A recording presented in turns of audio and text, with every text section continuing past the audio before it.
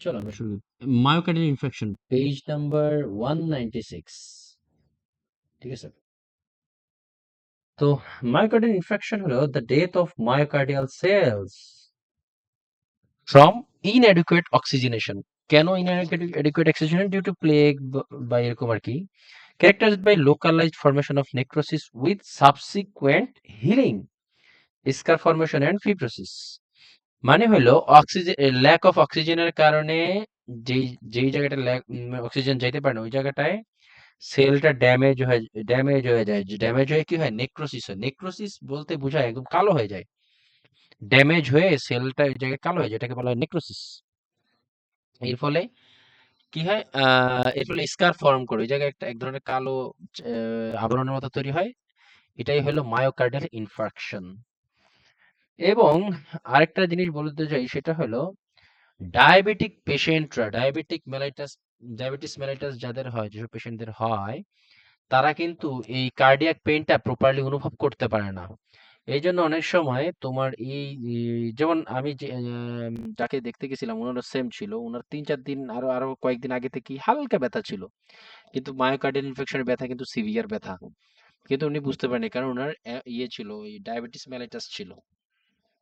উনি আজকে যে অবস্থা খারাপ হয়ে গেছে, পায়ে পানি টানি জমে আসছে মুখে ঢুকে, তারপর ওনাকে নিয়ে হসপিটালে ভর্তি করছে। কারণ এই ডায়াবেটিস মেলাইটাসে তোমার এই পেইনটা, কার্ডিয়াক পেইনটা অনেক সময় ধরা যায় না, বুঝতে পারে না পেশেন্ট। যখন তোমার কিডনি ফিল্টার করতে পারে না, তখন যে পেশেন্টের মানে এক্সটার্নাল ফিচার গুলো যখন প্রকট হয়, তখন যে অনেক সময় পেশেন্ট ধরতে পারে, তখন তাদেরকে নিয়ে হসপিটাল নিয়ে যাওয়া হয়, বাট এর ভিতরে অনেক লেট হয়ে যায়।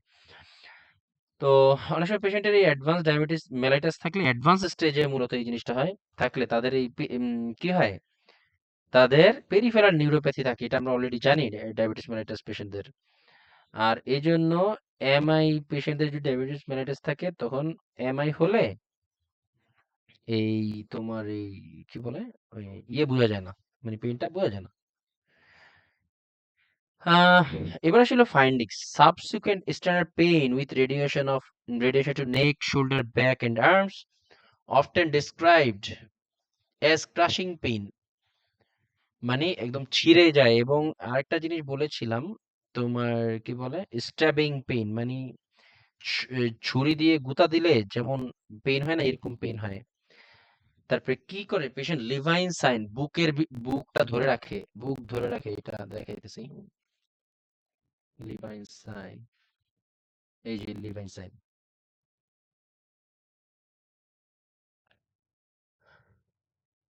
এই যে দেখো, এই এমআই পেনটা আরো বিভিন্ন ভাবে এক্সপ্লেন হয় কোশ্চেনে।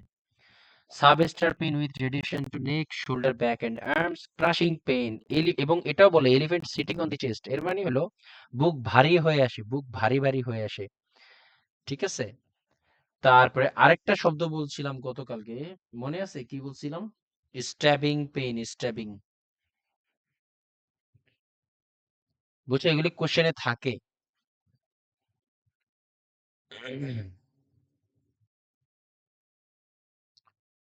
তারপরে বলছে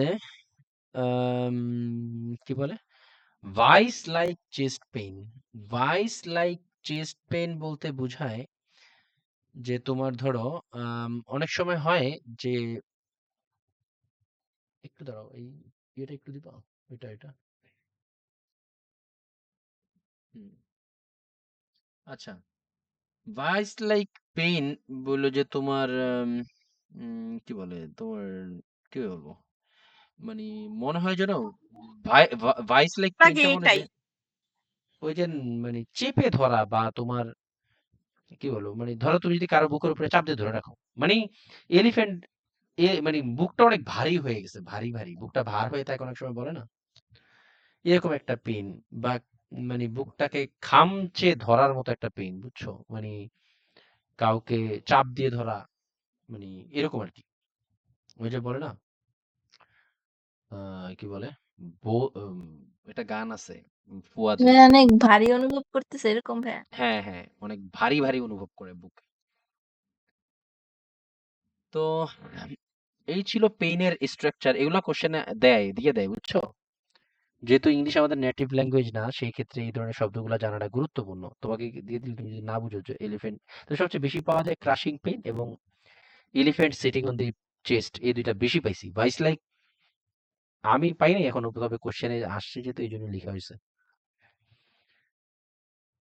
তারপরে আসি হলো আরো কিছু ফিচার আছে, যেমন লাইক এগুলো হলো এটিপিক্যাল সিমটমস, মানে নাউশা ভমিটিং এর তো যে কোনো কিছুতে নাউশা ভমিটিং হইতে পারে। তারপরে কি বলে ইনডাইজেশন, ঠিকমতো খাবার হজম হবে না, ডায়াফোরিস ঘামাবে পেশেন্ট এবং খুব দুর্বল দুর্বল অনুভব করবে। এবং অলরেডি বলেছিলাম diabetic patients may feel less pain with myocard infection. কেন? Neuropathy with advance diabetes mellitus can mask the pain symptoms, যেটা একটু আগে বলেছিলাম। আর এটা হলো লিভাইন সাইন। লিভাইন সাইন হলো বুকের ব্যথায় যখন বুকটাকে আমরা ধরে ফেলি, এটা হলো লিভাইন সাইন। এই মায়োকার্ড ইনফেকশন এটা দেখা যায়। Pain unrelieved by rest or nitroglycerin, relieved by only morphine. Morphine ছাড়া এটা ব্যথাটা কমবে না। হাত পা ঠান্ডা হয়ে যায়, কোল্ড, ক্ল্যামি স্কিন, অ্যাশেন স্কিন, মানে অ্যাশেন স্কিন বলতে পেল হয়ে যায়, পেল হয়ে যায় আর কি। হ্যাঁ, অ্যাপ্রিহেনশন, অ্যাপ্রিহেনশন মানে মনে হয় বিষয়টা হলো যে মনে হয় যে পেশেন্ট এরকম চিন্তা করে যে পেশেন্টের বাজে কিছু ঘটবে। যেমন অনেক সময় বলি না, আমি আমি মনে হয় মারা যাব, অথবা কি বলে আমার মনে হয় খারাপ কিছু ঘটবে, এরকম একটা অনুভব হয় আর কি। পেশেন্টের বাজে বাজে কিছু একটা ইনস্টিংক্ট কাজ করে। ডিসপ্নিয়া, শ্বাসকষ্ট তো হবে, এটা তো আমরা বুঝি যেহেতু অক্সিজেন কমে যায়। রেলস অর ক্র্যাকলস, এটা হলো abdominal heart sound, lung sound. এই লাংস রেলস অর ক্র্যাকলস, এই সাউন্ডটা আমি আমি আমি তোমাকে আমি এটা অনুভব করাইতে পারবো না। এটা অবশ্যই তোমাকে এই সাউন্ডগুলো শোনার জন্য ইউটিউবে সার্চ দিও। রেলস সাউন্ড কেমন, ক্র্যাকলস সাউন্ড কেমন, এটা শুনতে হবে।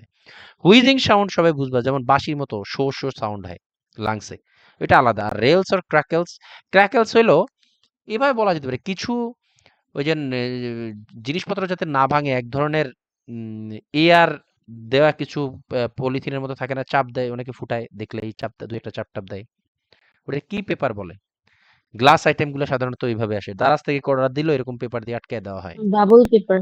Bubble paper, right. এরকম এরকম এরকম ইয়ে হয়, এটা এটা ফুটাইলে যে সাউন্ড, এটা হলো ক্র্যাকেল সাউন্ডের মতো। তারপরে ডিজ অ্যারিথমিয়াস তো আমরা জানি, বিভিন্ন টাইপের অ্যারিথমিয়া হতে পারে। নাউশিয়া, ভমিটিং। এলিভেটেড টেম্পারেচার, আচ্ছা এলিভেটেড খুবই সিম্পল, যেহেতু এখানে কার্ডিয়াক মাসেল গুলো নেক্রোসিস হয়, মানে কি কাইন্ড অফ ইনফ্লামেশন না, নেক্রোসিস হলে তখন ডায়াবেটিস, সরি ডাব্লিউবিসি বাড়বে, এটা খুবই এক্সপেক্টেড। এবং টেম্পারেচারও বাড়ে, ডাব্লিউবিসি বাড়ে, টেম্পারেচার বাড়ে কিন্তু। হ্যাঁ, তারপরে ইএসআর তো বাড়ে ভাইয়া। হ্যাঁ, এস ফর কি? ইএসআর তো বাড়ে ভাইয়া। ইএসআর বাড়ে না এমন কোনো রোগ নেই। ইএসআর কিন্তু মেডিকেল সায়েন্সে মানে খুব একটা গুরুত্বপূর্ণ টেস্ট না। এটা হলো তোমার কমপ্লিমেন্টারি টেস্ট। আপনি আসছেন হসপিটালে, কি করবেন? টেস্টই করেন ইএসআর। তোমার হাঁচি মারলেও ৫-৭টা ১০টা যদি এভারেজের থেকে বেশি হাঁচি মারে, তাও ইএসআর বাড়তে থাকবে। ইএসআর বাড়ে না এমন কোনো রোগ তুমি দেখাতে পারবে না। ঠিক আছে? ইএসআর এর উপরে ভিত্তি করে ডিজিজ আইডেন্টিফাই করা যায় না। তারপর প্রেজেন্স অফ S4 সাউন্ড, মানে ফোর্থ লাং সাউন্ড আর কি, সরি হার্ট সাউন্ড। তারপর findings may also depend on the location of MI. বিভিন্ন লোকেশনের সময় তোমার ফাইন্ডিংসটা বিভিন্ন রকম থাকে। তবে আমাদের কোশ্চেন কখনোই আসে না যে কোন লোকেশনে কোন ধরনের এমআই, এটা কখনোই আসে না, এটা ডাক্তারদের জানা উচিত। তবে এটা অ্যাডভান্স স্টেজে আরো বেশি স্টাডি করতে হলে পার্সোনালি স্টাডি করে নিও। Findings may also depend on the location of MI and the branch of coronary artery that is affected. আমরা করোনারি আর্টারির একটু এটা দেখি, সেটা হলো এই সেন্স অফ ইম্পেন্ডিং ডুম, মানে খুব খারাপ কিছু ঘটবে জীবনে, যেটা বলছিলাম। Elevated temperature is common the day after MI, yes. দেখো, inflammation is likely to occur the day following myocardial infection with WBC. তোমার ডাব্লিউবিসি বাড়বে, এই তোমার এটা খুবই নর্মাল এবং এক্সপেক্টেড। মায়োকার্ডিয়াল ইনফেকশনে ডাব্লিউবিসি বাড়বে, এটা খুবই স্বাভাবিক, কারণ এখানে সেলের অক্সিজেনের অভাবে ওই জায়গাটা, যে জায়গায় অক্সিজেন যাচ্ছে না ওই জায়গায় সেল নেক্রোসিস, টিস্যু ড্যামেজ হয়, এই কারণে ডাব্লিউবিসি বেড়ে যায়, খুবই স্বাভাবিক। এরপরে আসি হলো করোনারি আর্টারি। এই যে এবার দেখি আমরা করোনারি, এটা আমরা জানি right coronary artery, left coronary, বিভিন্ন ব্রাঞ্চ ট্রাঞ্চ আছে, এগুলা মানে বেশি। যেমন আমি এই বইটা দিয়ে দেখাই, দেখো ফর এক্সাম্পল এই জায়গাটা ধরো একটা প্লেগ জমে এই জায়গায় আটকে গেছে, ব্লক হয়ে গেছে, এই জায়গায় এইখান থেকে এই পর্যন্ত ব্লাড আসবে, বাট এই যে নিচে থেকে আসতে পারতেছে না, এই এই জায়গাগুলিতে নেক্রোসিস শুরু হবে। জানি না কোন পর্যন্ত নেক্রোসিস হবে, বাট যেখানে ব্লকটা হয়েছে তার নিচের থেকে নেক্রোসিস শুরু হবে। ওই যে জায়গায় কালো হয়ে যায় এটা ইয়েতে দেখলে বুঝতে পারবা। তোমরা যদি কেউ এনজিওগ্রামের ইয়ে দেখে থাকো এখানে দেখায় দেখবা ব্লাড ব্লক থাকলে যে পর্যন্ত ব্লাড যাওয়ার কথা ওই পর্যন্ত যায়, এরপরে বাকি অংশ যায় না। এটা ইজিলি দেখা যায়। তো যেটা বলতে চাচ্ছিলাম, the affected leads with ECG changes can vary based on the location of MI. Obstruction of the right coronary artery result in inferior wall MI. Yes. এই যে রাইট coronary artery আছে না, এই রাইট coronary artery যদি obstructed বা blocked হয়ে যায় তাহলে এটাকে inferior wall MI বলা হয়। আর লেফট আর্টারি যদি হয়, লেফট আর্টারি LAD আর কি, left artery descend, left anterior descend আর কি, লেফট সাইড, এখানে যদি হয় তাহলে anterior or septal myocardial infection বলা হয়। তবে এটা কোন জায়গায় কি হয় এটা না জানলেও হয়, সমস্যা হয় না আশা করি, এত ইয়েতে আসে না। তারপর obstruction of circumflex artery result in posterior or lateral wall MI. এটা তো কি ডিটেলস পড়তে পারলে তোমার জন্য ইজি হবে, কোনো সমস্যা না। এবার ছিল ডায়াগনোসিস, সোজা কথা কি আমরা এটা অলরেডি জানি, দেখছি গতকালকে। আচ্ছা, এবার ছিল ডায়াগনোসিস। অবশ্যই ডায়াগনোসিসে কি এলিভেটেড কার্ডিয়াক এনজাইম, বিশেষ করে টি এবং আই বোথ বেড়ে যাবে। তবে মোস্ট গোল্ড স্ট্যান্ডার্ড হলো ট্রোপোনিন আই, এবং এই ট্রোপোনিনটা 3 ঘন্টা থেকে 7 দিন পর্যন্ত বাড়তে থাকে। আই রিপিট, ট্রোপোনিনটা কিন্তু 3 আওয়ার্স টু 7 ডেজ পর্যন্ত বাড়তে থাকে, ইনক্রিজ থাকে এই কার্ডিয়াক এনজাইম। তারপরে আসি হলো increase WBC appears the following day of MI and remains increased for 1 week. Important, very important. আর কেন ডাব্লিউবিসি বাড়ে? এটা খুবই সিম্পল, কারণ একটা ইনফ্লামেশন হয় ওই জায়গাটা অক্সিজেনের অভাবে, নেক্রোসিস হয় এই কারণেই তো, এই কারণে, এবং 1 সপ্তাহ পর্যন্ত বাড়তেই থাকে। ECG changes depending on the location of MI like ST elevation, T wave inversion and abnormal Q wave. T wave যদি ইনভার্সন হয়, আমরা গতকাল কি বলছিলাম, টি ওয়েভ ইনভার্সন হলে কি হয়?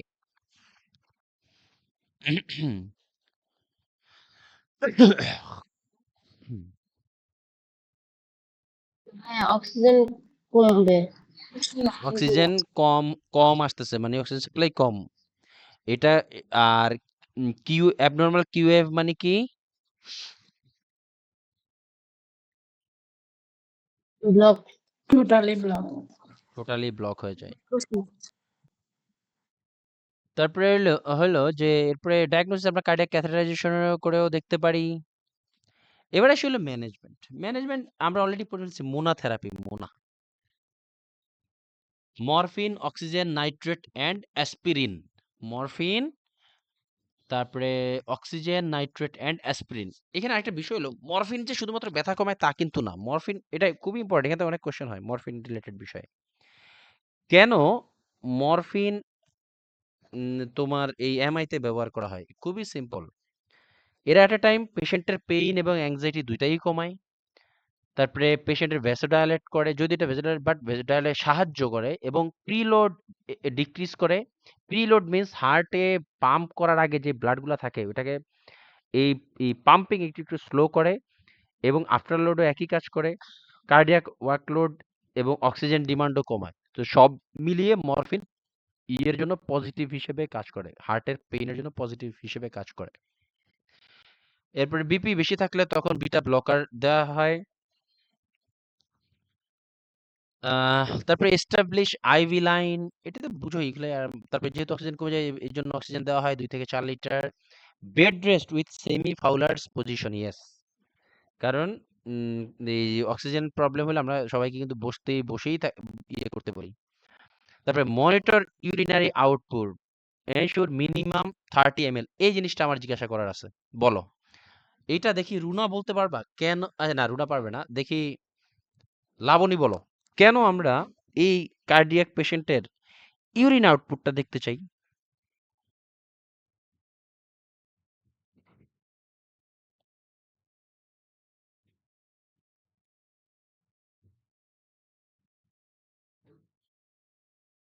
সাদিয়া। হ্যাঁ, কিডনি ফাংশনটা হুম। ঠিক আছে তো, আহ ফ্লুইড ব্যালেন্স ঠিক হচ্ছে কিনা, ইয়েস, কারণ হার্ট তো অলরেডি ইলেকট্রোলাইট এফেক্টেড, তাই না? ইয়েস, হার্ট অলরেডি এফেক্টেড, সে প্রপারলি হ্যাঁ পাম্প হ্যাঁ করতে পারতেছে না, ফলে আমাদের কিডনিতেও পারফিউশন হুম, কম হবে।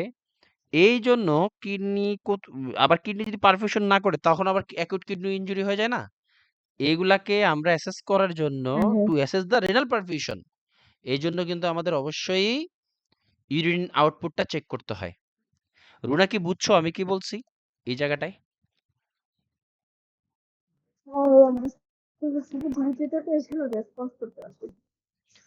আচ্ছা, বিষয়টা হলো যে আমাদের হার্ট দুর্বল, হার্টের কাজ কি? পাম্প করা। পাম্প কি শুধুমাত্র মানে হোল বডিতে করে? কিডনি, কিডনি সহ যত অর্গান সব জায়গায় তো এই ব্লাডটা ছড়ায় যায়। এখন হার্টের অ্যাক্টিভিটি প্রপার হচ্ছে না, তার মানে কিডনির দিকেও পারফিউশন ঠিক হচ্ছে না। আর কিডনির দিকে পারফিউশন ঠিক হচ্ছে না মানে কি? ব্লাড সে ফিল্ট্রেট করতে পারতেছে না, ফলে কি ইউরিন আউটপুট কমে যাবে। এইগুলা খেয়াল রাখতে হবে এবং অবশ্যই যেন এটা আমাদের 30 ml অ্যাবভ থাকে। তারপরে হেমোডাইনামিক মনিটরিং। এবার আসি হলো এখন আরেকটা আছে হলো থ্রোম্বোলাইটিক এজেন্ট। বিভিন্ন আমরা আজকে থ্রোম্বোলাইটিক এজেন্ট সম্পর্কে একটু বিস্তারিত জানবো। তার আগে কিছু স্লাইড একটু দেখে নিই। এই মরফিন সম্পর্কিত একই জিনিস। Relieve the pain, anxiety, helps for vasodilation, মানে venous return to decrease heart rate, এই আর কি। মরফিনের কাজ যেটা বইতেও লেখা আছে, স্লাইডেও দেওয়া আছে একই জিনিস। Decrease preload and after load and decrease cardiac load, workload. এবং এই মরফিন এট এ টাইম আমাদের অক্সিজেন ডিমান্ডও কমায়। এই মরফিনের এই এই জায়গাটা থেকে কোশ্চেন আসে, ভালোই কোশ্চেন হয়। এবার আসি হলো পেশেন্টের, যদি তোমার পেশেন্টের যেহেতু তোমার পেশেন্টের যেহেতু টেম্পারেচার বাড়ে, আই মিন ডাব্লিউবিসি এর জন্য টেম্পারেচার বাড়ে এই ধরনের পেশেন্টের, তো আমাদের টেম্পারেচার বাড়লে আমরা কিভাবে কি করি? তো perform applying ice pack, like groin, যে ফোল্ডিং এরিয়াগুলোতে আমরা কি বলে আইস প্যাক, বাট ওই কি বলে কোল্ড কম্প্রেস করি যাতে টেম্পারেচার কমে যায়। তারপরে লাইক কি groin, axilla, side of neck, forehead, কপাল টপাল এগুলাতে দেই। তারপরে continue for 24 hours followed by rewarming. আচ্ছা, এবার আসলে হলো টার্গেটেড টেম্পারেচার ম্যানেজমেন্ট। আমাদের টেম্পারেচারটা কত ডিগ্রির ভিতরে রাখলে ভালো? বিষয়টা হলো যে তোমার keeping the body temperature 89.6 to 93.2 for 24 hours, indicated for unconscious patients or who do not follow the commands after resuscitation. This can reduce, আচ্ছা, এই ধরনের ইয়েতে এমআইতে পেশেন্টের টেম্পারেচার অনেক বেড়ে যায়, যার পেশেন্ট টেম্পারেচার বেড়ে গেলে আবার ব্রেন ড্যামেজের চান্স থাকে, যে কারণে আমাদের সবসময় পেশেন্টের টেম্পারেচারটা যাতে নর্মাল থাকে সেটা আমরা চেষ্টা করি। আর এই ছিল টেম্পারেচার রিলেটেড কথাবার্তা। এবার আসি হলো অ্যানক্লেক্সে খুবই পছন্দ করে এখান থেকে কোশ্চেন করতে, ক্লট ম্যানেজমেন্ট বা তোমার, হ্যাঁ, ক্লট ম্যানেজমেন্ট অনেক সময় এখানে দেওয়া হয়। একটা হলো অ্যান্টিপ্লাটিলেট, অ্যান্টিকোয়াগুলেট এবং থ্রোম্বোলাইটিক। থ্রোম্বোলাইটিকটা মনে রাখা সবচেয়ে ইজি, বুঝছো? থ্রোম্বোলাইটিকটা একদম মনে রাখা বেশি ইজি, ঠিক আছে? তো আমরা এখানে অ্যান্টিপ্লাটিলেট, অ্যান্টিকোয়াগুলেট এবং থ্রোম্বোলাইটিক্স, আগে থ্রোম্বোলাইটিক্সটা একটু বলি। থ্রোম্বোলাইটিক্সটা হলো বডিতে যদি কোথাও থ্রোম্বাস, আমরা তো জানি থ্রোম্বাস মানে কি নাকি, ক্লট আর কি। হ্যাঁ, ক্লটটা যদি কোথাও ডেভেলপ হয়ে যায়, সেই রিমেইনিং ক্লটকে ভেঙে ফেলে যেই ড্রাগগুলা, সেটাই এরাই হলো থ্রোম্বোলাইটিক্স। আই রিপিট, থ্রোম্বোলাইটিক হলো কারা? যারা রিমেইনিং ক্লটকে ডিসলভ করে ফেলে, তারাই হলো thrombolytics. Break or dissolve the remaining clot, তাহলে কি থ্রোম্বোলাইটিক্স হলো কারা? এই যে থ্রোম্বোলাইটিক্স, থ্রোম্বোলাইটিক্স হলো break or dissolve the remaining clot, যারা ক্লটকে ভেঙে ফেলে তারাই হলো থ্রোম্বোলাইটিক্স। লাইটিক মিন্স ভেঙে ফেলা, লাইটিক্স। তো এই থ্রোম্বোলাইটিক্স কি কি? অ্যালটিপেজ, অ্যাক্টিভেজ, তারপরে স্ট্রেপ্টোকাইনেজ, খুবই আসে, খুবই টিপিএ বলা হয়, অ্যালটিপেজকে টিপিএ বলা হয়, ঠিক আছে? তো আরেকটু যাওয়ার আগে ক্লট হওয়ার জন্য কি কি জিনিস গুরুত্বপূর্ণ সেটা একটু আমরা একটু দেখি। এটা আবার বলবো একটু স্লাইডের একটু জিনিসগুলো আমরা একটু বোঝার চেষ্টা করি। হ্যাঁ, ক্লট হওয়ার জন্য কি লাগে? প্লাটিলেট লাগে, এটা তো আমরা জানি। ভন উইলব্র্যান্ড ফ্যাক্টর বা VWF, আরেকটা হলো বারো ক্লটিং ফ্যাক্টর, ওই যে থ্রোম্বিন, প্রোথ্রোম্বিন, ফিব্রিনোজেন, ধর এখানে আছে, এই যে fibrinogen, prothrombin, tissue factor, calcium আয়ন্স, তারপরে স্টুয়ার্ট ফ্যাক্টর, হাবিজাবি অনেক কিছু আছে। তারপরে ফ্যাক্টর এক্স আর কি, তারপরে প্লাজমা ফ্যাক্টর, ফ্যাক্টর কি নাই জানি, কোনটা জানি নাই, ফ্যাক্টর নাই, 9, 10 নাই। আচ্ছা, তো এগুলো হলো ফ্যাক্টর। যাই হোক, হাবিজাবি অনেকগুলো ফ্যাক্টর আছে। এগুলো আমরা অলরেডি প্যাথোফিজিওলজিতে পড়ছি, ব্যাচেলরে। এই ফ্যাক্টর গুলা কিন্তু আমাদের ইয়ের জন্য প্রয়োজন, আই মিন ব্লাড ক্লট হওয়ার জন্য। তারপরে ভন উইলব্র্যান্ড ফ্যাক্টর, VWF বলা হয়। VWF টা হলো এখানে নাই, VWF।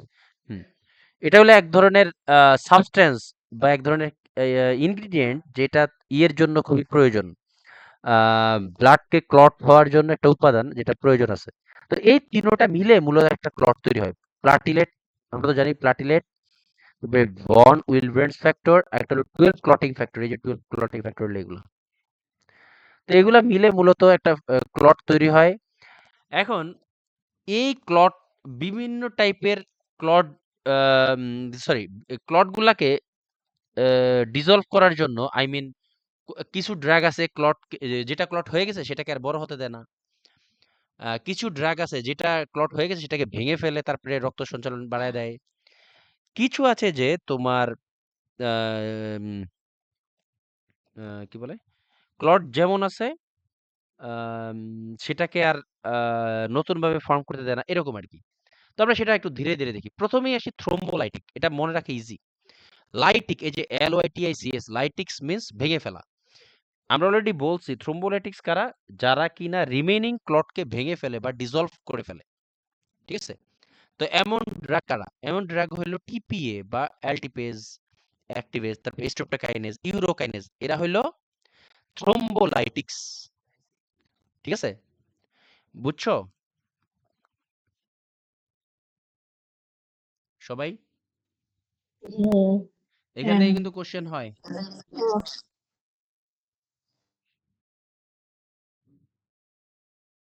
এইখান থেকে আর কি কি কোশ্চেন হয় ফারহানা?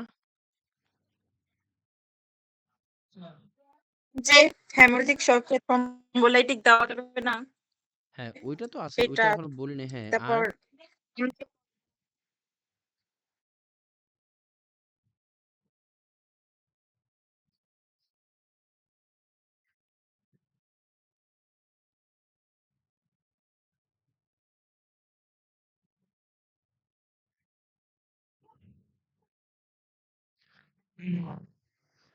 আচ্ছা, তারপরে হলো, তো এটা তো বললাম। এখন আম, তিনো, এবার বলেন কি এই স্লাইডের দিকে তাকাও। যেহেতু আমাদের রক্ত জমাট বাঁধার জন্য তিনটা উপাদান প্রয়োজন, একটা হলো কি বলে, এই প্লাটিলেট, একটা হলো ভন উইলব্র্যান্ড ফ্যাক্টর, আর একটা হলো 12 ক্লটিং ফ্যাক্টর। এগুলো সবগুলো সমন্বিত উপায়ে কি করে, একটা ক্লট হয় আর কি বডিতে, তাই না? এখন কথা হলো যে তোমার, আমরা এখানে এই এই এই ক্লটটাকে বিভিন্ন ধরনের ড্রাগ বিভিন্ন রকম কাজ করে। কেউ আছে ভেঙে দেয় রিমেনিং ক্লটকে, তারা হইলো থ্রোম্বোলাইটিক্স। এই যে থ্রোম্বোলাইটিক্স কি করে, will dissolve the clots, like কি TPA, স্ট্রেপ্টোকাইনেজ, ইউরোকাইনেজ, এটসেট্রা। এরপর আসছিল অ্যান্টি প্লাটিলেট। এরা কি করে? অ্যান্টি প্লাটিলেটটা করে কি হলো, আমাদের যে প্লাটিলেটের বাংলা কি, প্লাটিলেটের মনে আছে কারো? লোহিত কণিকা। অনুচক্রিকা। ওরে বাবা রে বাবা! হ্যাঁ, অনুচক্রিকা, রাইট। অনুচক্রিকা অনেকদিন পরে শুনছি। এই সরি, আরবি ছিল একটু হ্যাঁ, অ্যান্টি প্লাটিলেটটা হলো, আরবি ছিল আরবি ছিল লোহিত কণিকা, রাইট। এবার শ্বেত রক্তকণিকা ডাব্লিউ। আচ্ছা, আচ্ছা। এই অ্যান্টিপ্লাটিলেট করে কি এরা এই যে আমাদের যেই প্লাটিলেট আছে না এই প্লাটিলেট গুলা যে একটার সাথে আরেকটা আঠার মতো লেগে থেকে যে আমাদের ক্লট হইতে সাহায্য করে এইটাকে প্রিভেন্ট করে। আমি কি বুঝতে পারছি? এই যে prevent platelet aggression, prevent platelet aggregation and prevent, এর ফলে কি হয় ব্লাড ক্লটিংটাকে প্রিভেন্ট হয়। আমি কি বুঝতে পারছি? অ্যান্টিপ্লাটিলেট অ্যান্টিপ্লাটিলেট মানে হলো কি প্লাটিলেটটাকে একত্রিত হতে দেয় না, ফলে কি হয় ক্লট হবে না। কি ঠিক আছে? এরপরে আসছিল অ্যান্টি কোয়াগুলেন্ট। অ্যান্টি কোয়াগুলেন্ট হলো এরা রক্ত জমাট বাঁধতে অ্যান্টিপ্লাটিলেট হলো এরা এই যে আমাদের যে তোমার ব্লাড যে ধীরে ধীরে মানে রক্ত জমাট বেঁধে যায় এটা মূলত প্রতিরোধ করে। কিভাবে করে? এই অ্যান্টি কোয়াগুলেন্ট যে ড্রাগগুলো এই যে লাইক হেপারিন, কুমাডিন মানে ওয়ারফারিন, কুমাডিন মিন্স ওয়ারফারিন আর কি। এই হেপারিন, ওয়ারফারিন এরা কি করে এই ড্রাগের যে মলিকিউল গুলা এরা আমাদের যে তোমার কি বলে ব্লাডে এই যে 12 ক্লটিং ফ্যাক্টর, তারপরে ভিডব্লিউএফ, এগুলার ভিতরে কিছু প্রোটিন থাকে এগুলাকে তোমার মানে বাধা দেয়। এরা কি করে অ্যান্টিকোয়াগুলেন্ট কি করে prevent further clot formation but doesn't dissolve the clot which is already there. ঠিক আছে? অ্যান্টিকোয়াগুলেন্ট কি করে প্রিভেন্ট মানে যেটা আছে ক্লট সেটা আর বড় হতে দিবে না, যা আছে তাই থাকবে। অ্যান্টিকোয়াগুলেন্ট কি করে ক্লট যা আছে তাই থাকবে, সেটা আর বড় হবে না। এই ধরনের ড্রাগ, এই ড্রাগগুলো কোনটা তাইলে এই ড্রাগগুলো হলো হেপারিন, ওয়ারফারিন। আর অ্যান্টিপ্লাটিলেট হলো কারা? যারা তোমার এই যে প্লাটিলেটকে আর একত্রিত হতে দেয় না তারা হলো অ্যান্টিপ্লাটিলেট। আর থ্রোম্বোলাইটিক্স কারা? যারা রিমেনিং ক্লট ভেঙে ডিস্ট্রয় করে দিবে, এরপর ওই জায়গাটা ফ্রি করে দিবে। আমি কি বুঝতে পারছি? তিনটা জিনিস খুবই সহজ, বাট কয়দিন পরে মাথা ঘুলায় যাবে আবার। এরকম হয়। ফারানার কিরকম হয়েছে নাকি এটা আমারই হয়? আমার মাঝে মাঝে হয় এটা, পরে আবার ঠিক হয়। পেশ খেয়ে যাই মাঝে মাঝে, আবার আমি ঠিক করি। হচ্ছে এই যে অ্যান্টি প্লাটিলেট আর অ্যান্টি কোয়াগুলেন্টের মধ্যে ঝামেলা করে। এই ঝামেলা, কিন্তু এই দুই জায়গায় থ্রোম্বোলাইটিক ঝামেলা হয়। এই জন্যই আগে লাইটিক্সটা বলছি। সোজা কথা কি আবার দেখো, আবার বলি মুখে সংক্ষেপে।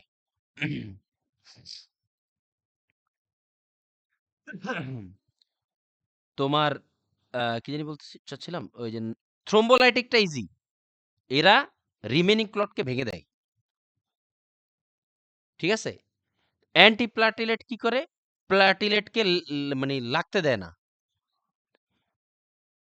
আর অ্যান্টিকোয়াগুলেন্ট কি করে? এরা রক্ত যে জমাট বাঁধার যে প্রক্রিয়া এটাকে স্লো করে দেয়। আমি কি বুঝতে পারছি? আবার শুনো, এটা হলো একদম সারমর্ম, শানে নজুল আর কি। থ্রোম্বোলাইটিক্স রিমেনিং ক্লটকে ভেঙে দেয়, অ্যান্টিপ্লাটিলেট প্লাটিলেটকে জমাট বাঁধতে দেয় না, আর অ্যান্টিকোয়াগুলেন্ট রক্ত জমাট বাঁধার যেই প্রসেসটা এটাকে স্লো করে দিবে। মানে রক্ত পাতলা করবে। কাইন্ড অফ তো মানি তো এটাই, ওইটা তাই না? কাইন্ড অফ তো যেটা মানি পাতলা এটাই, করবে ওটাই ওইটাই কিন্তু অ্যান্টিকোয়াগুলেন্ট। মানে দিবে রক্তটা না, যে, এইটাই। হ্যাঁ, যেটা আমরা ব্লাড থিনার হিসেবে চিনি আর কি। তুমি যেটা বলছো এটা আমি বুঝতে পারছি। আমি আবার বলি জিনিসটা, এটা খুবই ইজি, বুঝছো? এটা ইজি কিন্তু এটা গোলা যায়। এটার উপরে কোশ্চেন আসছিল, কানাডাতে থাকে একটা মেয়ের, ওর আসছিল। ও মানে পারা জিনিস এটা কিন্তু আসে, এটা খুবই কনফিউজিং, বুঝছো? তিনোটাই দিয়ে দিবে একসাথে। থ্রোম্বোলাইটিক হলো যেটা রিমেনিং ক্লটকে ডিস্ট্রয় করে দিবে, সোজা কথা এটা ভেঙে দিবে। থ্রোম্বোলাইটটা ইজি। প্লাটিলেট আর অ্যান্টিকোয়াগুলেন্টটা একটু জোর দিই আমি, আবার বলি। প্লাটিলেট কি? প্লাটিলেটকে একত্রিত হতে দিবে না, সোজা কথা। তারা কি? অ্যাসপিরিন। ঠিক আছে? প্লাটিলেটটা হলো, তারা হলো অ্যাসপিরিন, তারপরে ক্লোপিড্রোজেল, যেটা ক্লোপিড হিসেবে পরিচিত বাংলাদেশে, এগুলো আমরা একটু পরে পড়বো। তার অ্যান্টিকোয়াগুলেন্ট কি? তারা এই কোয়াগুলেশন প্রসেসটাকে স্লো করে দেয়। ঠিক আছে? এরা হইলো লাইক হেপারিন, ওয়ারফারিন এটসেট্রা। আশা করি বুঝতে পারছো। এটা দেখো, বলার পরেও ভুলে যাবে, এটা কোনো সমস্যা না। এবার আসি হলো থ্রোম্বোলাইটিক্স তো ইজি বললামই। এবার আসি হলো থ্রোম্বোলাইটিক্স এর সম্পর্কে একটু কিছু ইম্পর্টেন্ট ইনফরমেশন আছে। থ্রোম্বোলাইটিক্স কোন কোন ক্ষেত্রে কন্ট্রা ইন্ডিকেটেড, ভেরি ইম্পর্টেন্ট, আসে কোশ্চেনে পাওয়া যায়।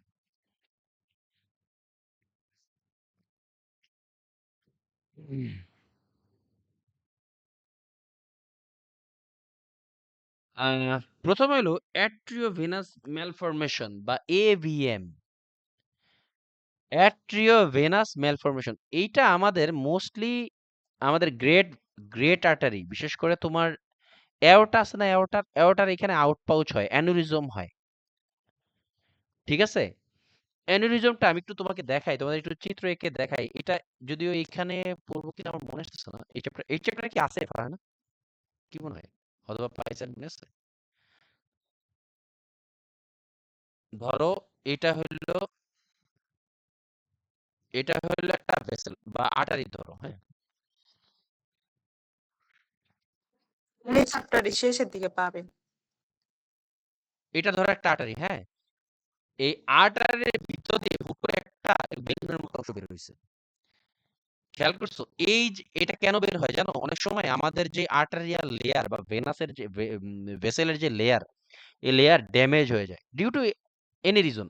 কোনো কারণে যদি ড্যামেজ হয় তখন এই জায়গাটা এরকম মানে বেলুনের মতো হলে উঠে। স্পাইনা বিপিটার মতো। কাইন্ড অফ রাইট, এরকম বলতে পারো। এই যে আর্টারিটা না, এই আর্টারির এক সাইড দিয়ে ফুলে উঠে, মানে এটা এটা এটা এখানেও ব্লাড থাকে কিন্তু, হ্যাঁ, এটাকে বলা হয় অ্যানিউরিজম বা অ্যাট্রিওভেনাস ম্যালফরমেশন, কাইন্ড অফ অ্যানুরিজম। এই জায়গাটা খুবই ডেডলি। এটা যদি কোনো কারণে রাপচার হয়, ম্যাসিভ ব্লিডিং হবে, এটা মেডিকেল ইমার্জেন্সি, কিন্তু ম্যাসিভ ব্লিডিং এ পেশেন্ট মারা যায়, ঠিক আছে? এই ধরনের কন্ডিশনে থ্রোম্বোলাইটিক্স দেওয়া যাবে না। কেন? কারণ এটার ভিতরে যে ক্লটটা থাকে না, ওটা ভাঙতে গিয়ে পুরা লেয়ারই ভেঙে যেতে পারে।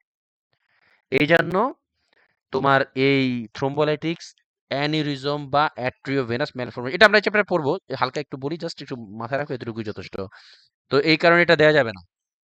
তারপরে প্রিয়র ইন্ট্রাক্রানিয়াল হেমোরেজ, যদি তোমার যদি আগে ইন্ট্রাক্রানিয়াল হেমোরেজ হয়ে থাকে তখনও দেওয়া যাবে না।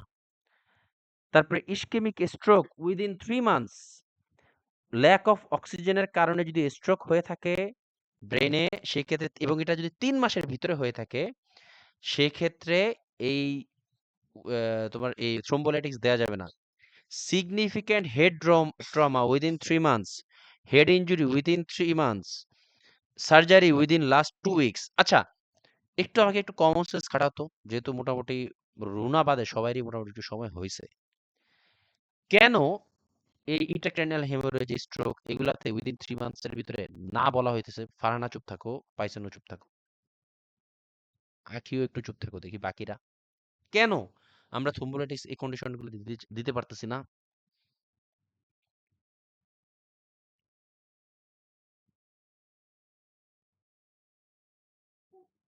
কার কি মনে হয় একটু বলো, একটু কোঅপারেট করো।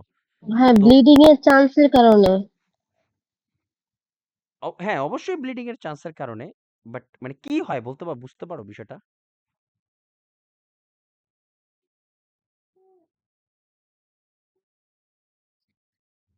আমি তোমাকে বলি, স্ট্রোক হলে ব্লিডিং হয় না আমাদের ব্রেনে? স্ট্রোকটা দিয়ে বুঝো। ব্রেনে আমাদের ব্লিডিং হয় না? স্ট্রোক মানে তো ব্রেনে ব্লিডিং হয়, তাই তো? রাপচার হয় না, ব্রেনের যে ভেসেল গুলো আছে ওগুলো রাপচার হয়, তাই না? একটু কোঅপারেট করো, বুঝো তো নাকি? জি ভাইয়া। হ্যাঁ ভাইয়া।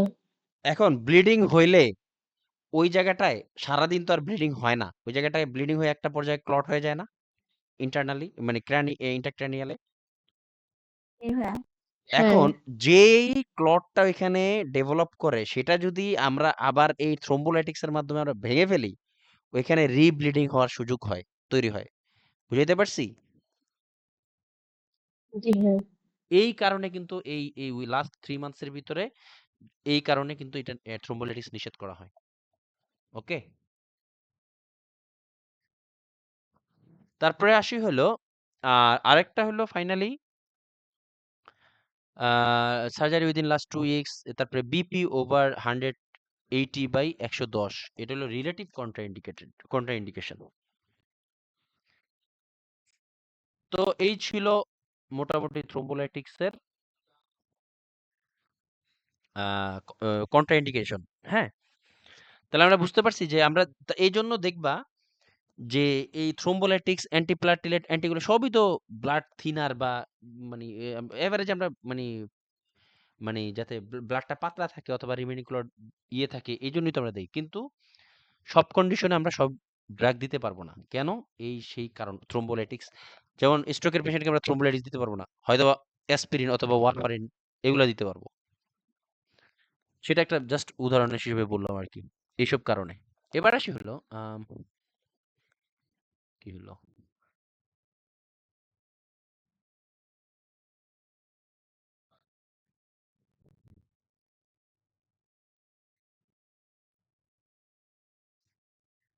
আহ তো বললামই।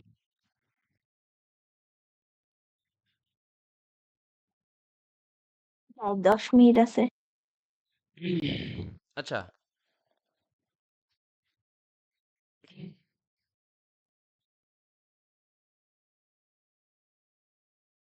এবার আসি হলো আহ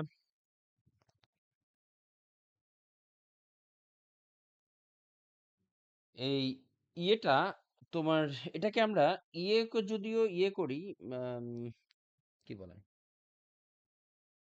আম, এই থ্রোম্বোলাইটিক্সটা যদি এইভাবেও আমরা সাজাই যে অ্যাবসোলুট কন্ট্রাইন্ডিকেশন এবং রিলেটিভ কন্ট্রাইন্ডিকেশন, এভাবেও যদি সাজানো যায়, তখন আমরা পেসমেকার অথবা ককলিয়ার ইমপ্ল্যান্ট, তারপরে retained metallic object in organs, এগুলোতে অ্যাবসোলুটলি থ্রোম্বোলাইটিসটা কন্ট্রাইন্ডিকেটেড। তারপরে আসি হলো যে তোমার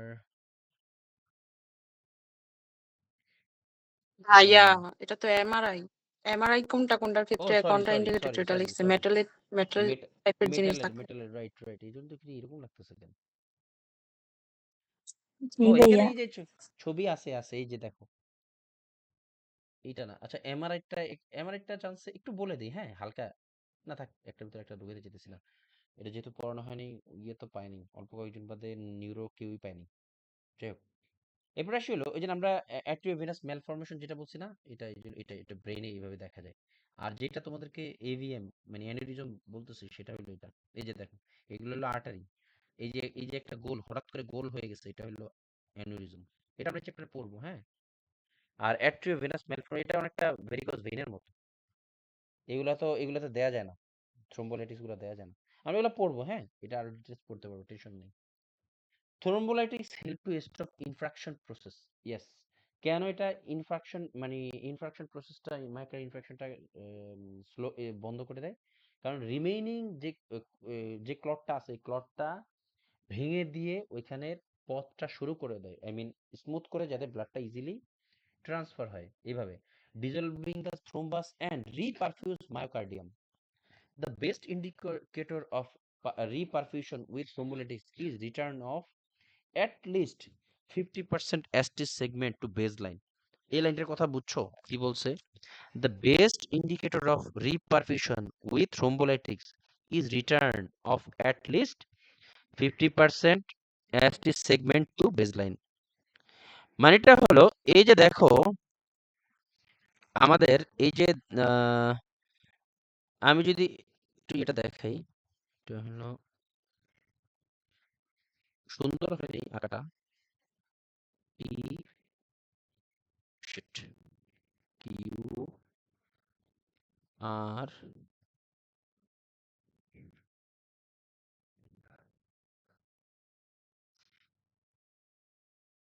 সুন্দর হয়নি, বুঝছো? মানে যাই হোক, এত উপর উঠবে না, একটু নিচে নামবে। এই যে এসটি যে উঠে গেল, হ্যাঁ, এটাই তো এমআই, তাই না? এসটি যে উপরে উঠে গেল, এটাই তো এমআই।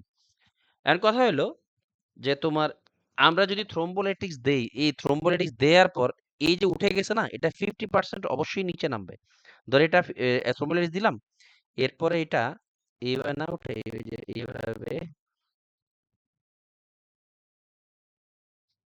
সুন্দর হয়নি তো।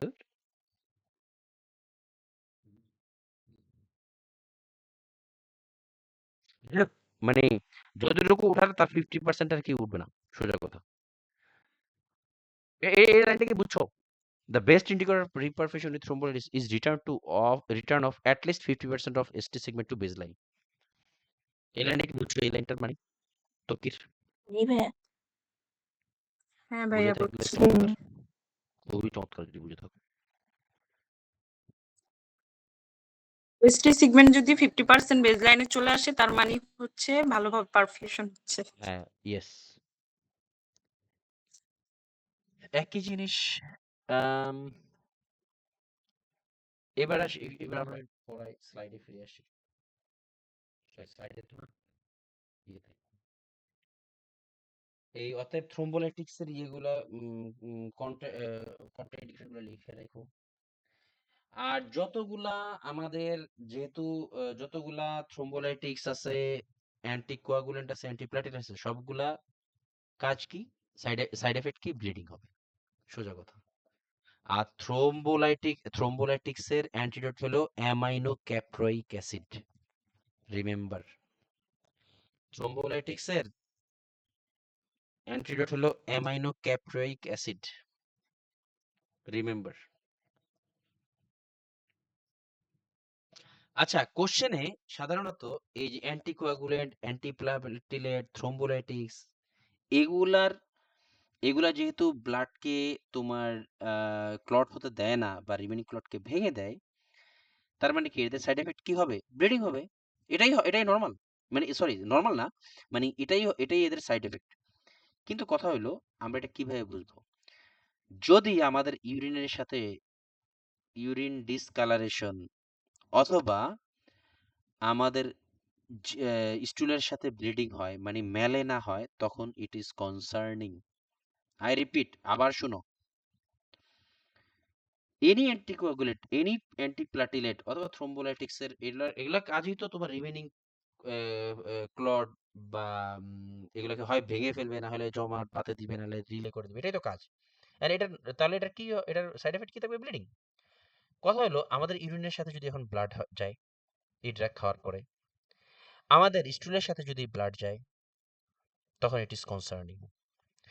আর এইভাবে কোশ্চেনটা বেশি হয় যে এই ড্রাগ খাইতেছে, পেশেন্টের স্টুল ডার্ক, সরি পেশেন্টের স্টুল কি বলে, ডার্ক কালার স্টুল। ডার্ক মানে কালো হয়ে যায়, স্টুল কালো হয়ে যায়। কেন কালো হয়ে যায় কে বলতে পারবে? ফারহানা একটু স্টপ থাকো, ফারহানা পাইসানু স্টপ থাকো। কি বলতে পারবা কেন এই ধরনের ড্রাগ খেলে স্টুল কালো হয়ে যাবে, ডার্ক স্টুল হবে? ওয়াই? পারবা বলতে? অন্য কেউ? ব্লিডিং হয় হ্যাঁ তো। বলো, হ্যাঁ বলো আখি। যে ব্লিডিং হবে যে ব্লিডিং তো হবে, বাট কালো কেন হবে? লাল হয়ে যাওয়ার কথা না? ইউরিনের ক্ষেত্রে তো বলতেছি লাল হবে, হালকা রেডিশ রেডিশ ইউরিন হবে, কিন্তু স্টুলের ক্ষেত্রে কালো কেন হবে? কোশ্চেনে কিন্তু এইভাবেই জিজ্ঞাসা করে। ভাই ভাইয়া এটা হচ্ছে ডাইজেস্টিভ সিস্টেমে তো চলে যাবে ব্লাডটা, তখন হুম, ওইটা ডাইজেস্টিভ সিস্টেমের সাথে মিক্স হয়ে অক্সিডাইজ হয়ে যায়, ভেরি গুড। তখন কালারটা চেঞ্জ হয়। হ্যাঁ, দেখো, এই আমাদের এই যত আমাদের ডাইজেস্টিভ সিস্টেমের যত উপরের দিকে এই ব্লিডিংটা হবে, স্টুল আকারে বের হয়ে আস্তে আস্তে সেটা, এই ব্লিডিংটা অক্সিজেনের সাথে মিক্সড হয়ে কালচে আকার ধারণ করে। আর যদি লোয়ার অ্যানাল ক্যানেলের দিকে ব্লিডিং হয়, তখন স্টুলের ব্রাইট রেড স্টুল হয়। এটা এই তোমাদের মনে হয় এখনো পড়াই নেই। আবার শুনো জিনিসটা, এটা অন্য থেকে কাজে দিবে, আবার ভালো করে খেয়াল করো। যেহেতু আমাদের ডাইজেস্টিভ ট্র্যাক্ট অনেক বড় একটা লম্বা পথ পাড়ি দেয়, তাই না? আমাদের লার্জ ইন্টেস্টাইন মোটামুটি মনে হয় কয় মিটার জানি না, আমার মনে নেই, ভালোই বড়। টান দিলে হয়তো দেখা যেত, অনেক বড়। যদি উপরের দিকে, আই মিন ডিউডেনাম অথবা কোলন টোলন এই সাইডের দিকে যদি ইয়ে হয়, ব্লিডিং হয়, তখন এইটা অ্যানাল ক্যানেল দিয়ে বের হয়ে আস্তে আস্তে যেই সময়টা ইন্টেস্টাইনের ভিতরে থাকে, ওই সময় অক্সিজেনের সাথে মিক্সড হয়ে এটা কালো হয়ে যায় স্টুলটা, তখন ডার্ক স্টুল দেখায়, মানে শো করে।